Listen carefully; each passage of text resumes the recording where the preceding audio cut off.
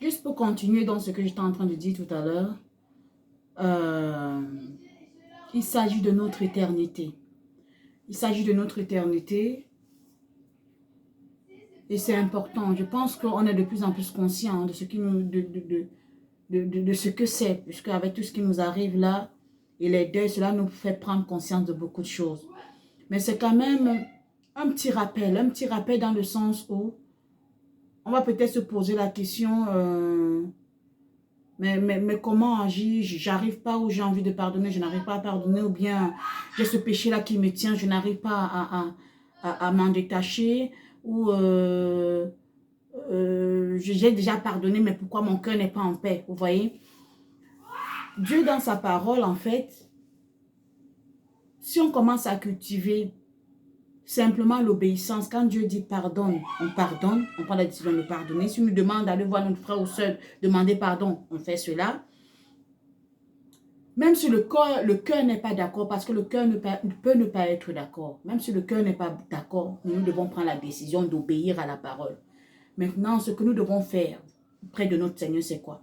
C'est lui demander, mon cœur n'est pas bien, donne-moi ton cœur. Viens me remplir de ton cœur. Donne-moi tes yeux afin que je puisse voir comme toi. Donne-moi tes oreilles pour que je puisse entendre comme toi. Donne-moi ton cœur. Purifie mon cœur. Quand tu vas commencer à demander ça à Dieu, tu vas voir comment la paix va revenir dans ton cœur. D'accord? Mais fais d'abord l'acte de l'obéissance. Ça, c'est par rapport au pardon. Et maintenant, on peut avoir par rapport à la maladie. Dieu n'a pas créé la maladie. Qu'on ne mente pas. Les gens vont se dire, oui, c'est comme ça, si Dieu veut que je sois malade. Dieu n'a jamais voulu que les gens soient malades. Jamais. Vous ne pouvez pas voir dans une partie de la Bible où quelqu'un a demandé à Jésus de le guérir. Jésus n'a pas guéri parce que Jésus a dit, il faut qu'il soit malade. Non. Il y a juste une seule fois dans la parole, si je me rappelle, où Jésus, comment on appelle, un disciple avait vu un handicapé, d'accord, qui était infime. Et il a demandé à Dieu, mais qu'est-ce qui est arrivé à cet homme-là? Est-ce que c'est à cause des péchés de ses parents ou ses propres péchés? Mais Jésus a dit, il y a des situations dans la vie, comme dans des infimités graves qu'une personne naît avec cette infimité, que Dieu permet pour montrer sa gloire en fait. Parce que même dans l'infimité là, Dieu peut développer plusieurs autres capacités pour que les gens sachent que lui, il est Dieu et que ce n'est pas notre attitude ou notre façon d'être qui nous qualifie, mais c'est ce que Dieu est à nous qui nous qualifie. Mais Dieu n'aime pas la maladie. C'est pas pour rien qu'il a dit de chasser les esprits méchants. C'est pas pour rien qu'il a dit que par ses meurtrissures, c'est-à-dire toutes les douleurs qu'il a pris, tous les fois qu'il a eu là et que le sang a coulé, par ses meurtrissures, nous sommes guéris. Donc quand tu es face à la maladie, je ne dis pas de ne pas prendre les médicaments, il faut prendre les médicaments, mais il faut aussi prier. Mais c'est la prière avec foi. La prière fervente du juste. La prière avec foi, c'est-à-dire tu pries et tu es conscient que tu es juste devant Dieu. Juste, je dis encore que juste, ce n'est pas par rapport à tes œuvres. Juste, c'est parce que tu as cru à Jésus-Christ, à Dieu Tout-Puissant. Tu as cru que Jésus est venu sur la terre et que par lui, tu as été sauvé. Dieu te déclare juste. Et parce que tu as confiance en ce que sa parole dit. Donc, face à la maladie, tu fais quoi? Abigail, moins de bruit, s'il te plaît. Face à la maladie, tu fais quoi? Il faut que tu confesses la parole de Dieu. La confession de la parole de Dieu, c'est tout simplement que tu as cru à cette parole et que tu l'as reçue dans ton cœur.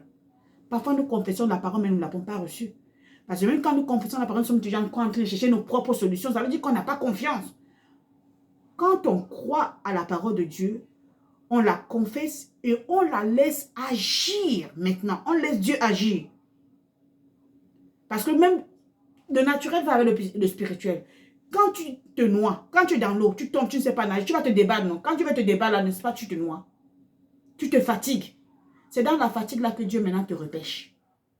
Donc quand nous sommes en train de chercher nos propres solutions là, le Seigneur nous laisse chercher jusqu'à ce que nous arrivions à un moment donné qu'on est en face du mur, on ne peut plus avancer. Là, il rentre en compte.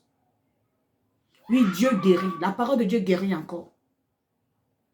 Et cette parole, il faut la confesser. Mais comment tu peux savoir que cette parole guérit? C'est parce que quand tes yeux vont commencer à aller dans la parole de Dieu, Dieu te donne la révélation de la parole qui est claire. Il dit, ta parole est pour moi sur mes pieds comme une lampe et dans mon sentier comme une lumière. Tant qu'on n'a pas la révélation de la parole de Dieu, on va lire la parole, mais elle n'aura pas vie. La parole doit être vie. Hébreux 4:12 nous dit quoi? Que la parole est vivante et efficace. C'est-à-dire quand la parole devient vie en toi, c'est-à-dire tu as reçu la révélation, elle rentre dans ton cœur, elle va aller sonder ton cœur. Elle va mettre à nu tes sentiments et tes pensées. Et c'est là où elle va agir. Donc il y a plusieurs. Et moi-même, il y a encore des choses qui doivent être révélées. Mais on lit la parole de Dieu sans la révélation de la parole. Qu'est-ce que Dieu dit? Quelle est la pensée de Dieu quand je lis cette parole? Mais c'est là qu'il va s'arrêter et demander au Saint-Esprit de venir illuminer les yeux de nos cœurs, de nous ouvrir notre cœur et de dire quand tu es face à une situation de ta vie, le testament a tout. Le testament a tout. La Bible, c'est un testament du Dieu vivant pour ta vie, pour ma vie. Il y a tout dedans. Bien-aimé, il y a tout dedans. Tous les cas et des problèmes de ta vie, là, c'est là-bas dedans. Mais tu ne sais pas parce que tu ne vas pas mettre tes yeux là-bas. Et qui t'empêche de mettre les yeux là-bas? C'est ton destructeur, le Satan. Il va t'orienter dans toutes les autres choses du monde. Du plaisir, du tout ce qui t'amène à la perdition. Dieu n'est pas contre ça. Hein. Dieu n'est pas contre le plaisir, hein, mais fais le plaisir avec Dieu. En ayant la crainte de son nom. Il n'est pas contre la richesse, hein, mais sois riche pour Dieu. Les gens peuvent être riches, mais ils ne sont pas riches. Riches pour Dieu, ils ne sont pas riches. Ce n'est pas la richesse de Dieu. Et souvent, on va se rendre compte qu'il y a beaucoup comme ça, là. Oui, ce n'est pas la richesse de Dieu. Dieu n'est pas contre la richesse. Il n'est pas contre la prospérité. Il n'est pas contre la paix, contre le bonheur dans ton foyer. Il n'est pas contre de vivre bien. C'est lui qui veut ça. Mais c'est que plusieurs ont cru que quand on rentre dans le Seigneur, là, ta vie est finie. Et c'est pour ça que plusieurs ne veulent pas suivre le Seigneur. Parce qu'ils disent, si on rentre dans le Seigneur, là, je ne peux plus sortir. Je ne peux plus faire ça. Bien au contraire, bien aimé. Ce n'est pas pour rien que Dieu a dit que quand tu l'acceptes, tu gagnes. Donc, tu as peut-être perdu 10%. Mais tu vas avoir plus de 100% même. Mais ça, il faut d'abord commencer. Parce que le début, là, te montre que tu as tout perdu. Oui, tu vas tout perdre au départ parce que tout ce qui était autour de toi, là, n'était pas bon.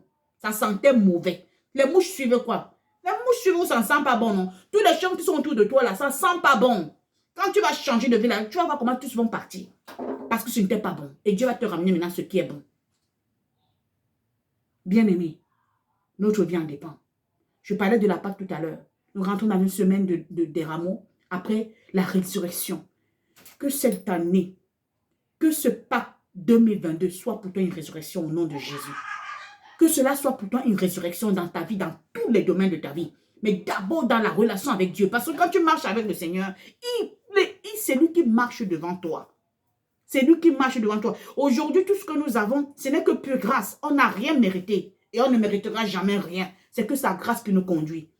Quand on ne le connaissait pas encore, il veillait déjà sur nous. Il avait déjà sa main sur nous, il avait déjà ses regards. Bien au contraire, quand tu le connais encore. Fais tout pour lui faire plaisir. Quand tu es en train de commettre un acte, tu sais que l'acte ne fait pas plaisir à ton créateur, à ton papa, celui qui va venir te chercher. Mon ami, fais demi-tour. Fais demi-tour.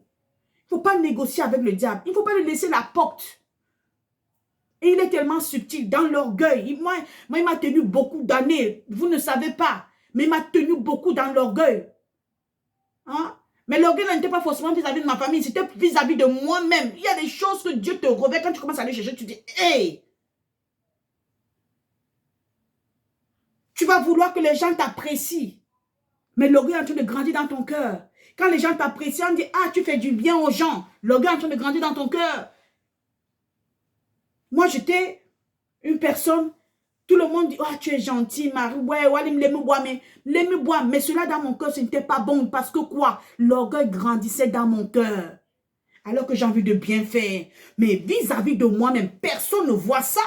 Quand les gens me voient, oh Marie, mais dans mon cœur, là, Dieu jugeait mon cœur. Regarde ton cœur par rapport à toi-même. Ce n'est pas par rapport aux autres, mais par rapport à toi. Qu'est-ce qu'il y a dans ton cœur? Les gens vont te féliciter. On dit, sans toi, il n'y a rien. Quand il y a un problème, c'est toi qu'on vient voir. Ou bien, il y a comme ça, là, on pense à toi. Ou on va commencer à te féliciter parce que tu es intelligent. Mon ami, l'orgueil est en train de grandir dans ton cœur. Commence à supplier Dieu, à t'asseoir, à prier, à demander à Dieu d'enlever ça. Parce que c'est à cause de l'orgueil que Satan a été déchu. Il a vu qu'il était l'ange de lumière, l'ange qui avait l'adoration. Dieu l'avait mis au premier stade. Donc Dieu l'avait, élevé. Après lui, là, c'était Dieu. Après Dieu, là, pardon, c'était lui. Donc, qu'est-ce qu'il a fait? Tellement il avait la prestance, il avait la gloire. Il a voulu monter. Comme Dieu, non? Dieu l'a précipité. On dit que l'orgueil, là, mon ami, précède.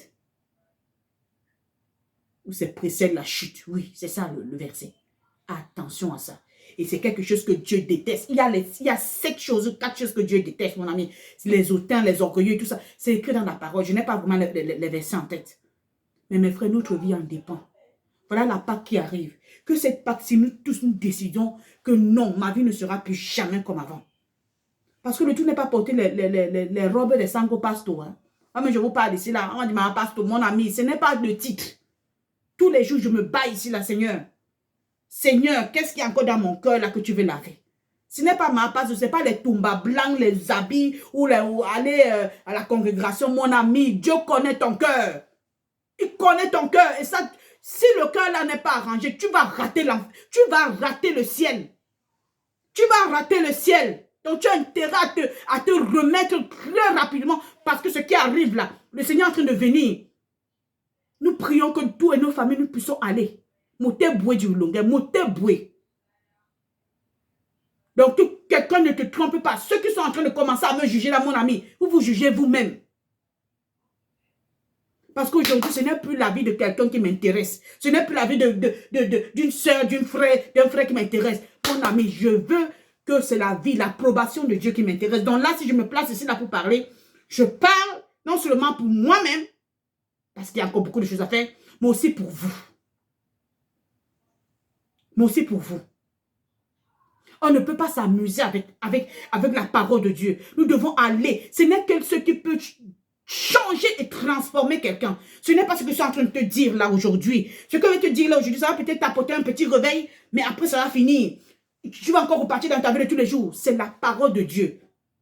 Combien d'entre nous là se lèvent le matin, ouvrent leur Bible, prient avant de sortir. Pas les prières de 2 minutes. Hein. Quoique ce n'est pas la durée de la prière qui fait. Mais prends un temps avec le Seigneur. Quand tu aimes une personne, est-ce que tu vas prendre 2 minutes avec... Vous êtes mariés là, vous là, les mariés, les non-mariés, les amis, peu importe. Quand vous partez chez votre petit ami, moi-même je parle ici là, tu prends 2 minutes avec la personne. Dis-moi, tu prends 2 minutes avec la personne, tu vas prendre le temps, oh chérie, I love you, my baby. Non, tu vas prendre le temps de l'apprécier, de l'aimer. Tu vas prendre ce temps-là. Dieu est là, il te regarde. L'ange gardien, là, il te regarde. Il te voit en train de partir dans les mappans. Tu vas souiller son corps. Il te regarde. Tu pars chez une bordelle, une prostituée. Tu pars chez un bordel, un prostitué. Dieu te regarde. Tu vas coucher.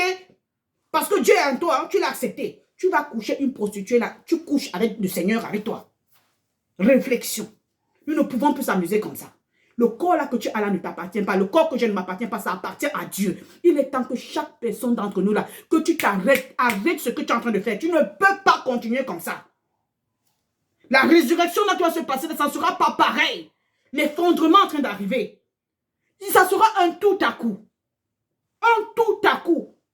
Alors qu'ils mariaient les enfants, alors qu'ils mangeaient, ils buvaient, oh demain nous mourrons. Il faut que tu fasses ça pour qu'ils soient en repos. Alors qu'il faisait ça, le temps de Noé, Dieu a dit, soudainement, un effondrement. Alors qu'il disait paix et sécurité. C'est là qu'une ruine tombe.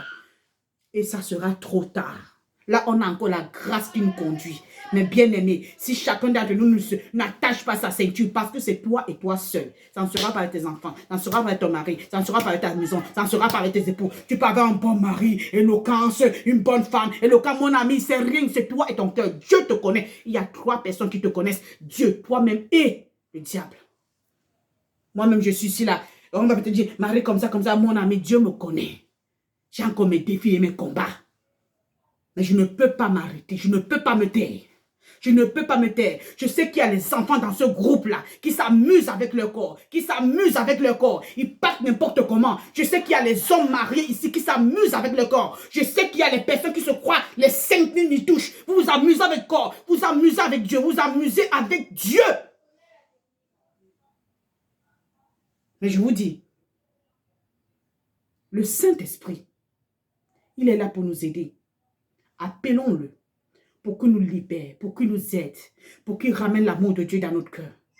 Mais si nous faisons comme si nous n'entendons pas, ça sera un film. Ça sera un film comme dans un rêve. On va se réveiller, on ne verra plus les gens à côté de nous. Mais nous, on saura ce qui s'est passé. Et c'est là le défi, le grand défi qui va arriver.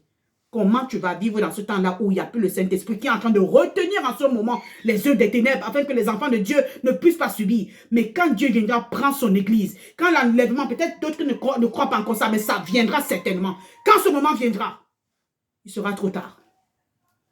Ça veut dire quoi? Ça veut dire que ceux qui vont rester, c'est au prix de leur sang qu'ils seront sauvés. Il y aura pu être sauvés par grâce, comme Dieu est en train de nous présenter ici, là. Venez à moi. Ouvrez vos cœurs, je veux rentrer. Venez, laissez, détournez-vous de vos choses. Je veux rentrer à vous. Ça ne sera plus ça. Ça sera là-bas. On viendra dans ta maison. Tu aimes Jésus, tu n'aimes pas Jésus. Si tu dis que tu n'aimes pas Jésus, on te laisse. Tu vas, donc, en gros, pour pouvoir donner ton identité à Christ, c'est ta mort même. C'est la mort qui va t'amener. C'est écrit dans les Écritures. Hein. Pas les Écritures falsifiées. Hein. Les Écritures, c'est écrit. Et la parole de Dieu n'est pas changeante. Cette parole n'est pas à changer. Elle n'est pas changée. Elle est vivante, elle est efficace. L'homme ne peut pas changer la parole de Dieu. Lui, il a dit, si quelqu'un change sa parole, là, mon ami, tu auras fait à enlever lui. Donc, les Écritures sont vraies. Et personne n'en peut enlever un ou remettre un autre. Allez chercher les vraies Écritures. Ce que Dieu a dit. Pas les mettre de convenance. Quand la parole de Dieu est donnée, elle est donnée. Voilà ce que je voulais vous laisser. La Pâque arrive. Nous sommes tous concernés. Changeons de vie. Parce que ces temps qui arrivent là, vous avez vu, ça doit même déjà vous parler, comment le mois du Ramadan est dans le même mois de la Pâque. Ça doit ouvrir notre intelligence. Ça doit commencer à nous permettre de nous poser les questions. On ne peut pas vivre comme les ignorants. On connaît déjà tous. On connaît tous. Comme dit souvent ma belle-sœur, nous tous on connaît. On connaît nous tous. Et maintenant parce qu'on connaît, est-ce qu'on agit nous tous? Parce que Dieu nous connaît. Il connaît nos cœurs. Il connaît mon cœur. Il connaît les cœurs. On a encore du travail à faire. Mon ami, soyons encouragés. Soyons encouragés. Vraiment, je prie que le Seigneur nous renouvelle par ce message et qu'il nous conduise par son esprit au bon endroit. Vraiment. Je prie que la paix de Dieu soit avec vous. Je prie aujourd'hui maintenant que les amertumes, que les rancœurs, que tous ces colères-là, tout ce qui pouvait venir détruire les cœurs. Au nom de Jésus, cela soit quitté dans vos cœurs. Au nom de Jésus. J'applique le sang. Que le sang vraiment vienne vous purifier totalement. Et que ça nous purifie. Et que nous cherchions vraiment le cœur de Dieu. Le cœur de Dieu. Qu'est-ce que Dieu veut? Tout le monde sait ça. Parce que le Saint-Esprit en nous témoigne. Il témoigne. Dieu a dit qu'il va mettre sa loi dans notre cœur. Je n'ai pas besoin de prêcher. Dieu met sa loi dans notre cœur. Tu sais quand tu fais quelque chose que ça c'est bon, c'est pas bon. Mais Dieu a dit, si vous ne parlez pas, comment ils sauront? Comment ils entendront? On a besoin de parler. Donc, c'est pour ça que je parle encore là. Pardonnez-moi pour le temps. Mais c'est le zèle qui fait ça. Que chacun ne regardez pas comment je fais, à comment je suis, à l'attitude que j'ai. Mais écoutez le message. Qu'est-ce qui a été dit? Qu'est-ce que le Saint-Esprit a dit? C'est le message qu'il faut écouter. Soyez bénis au nom de Jésus. Amen.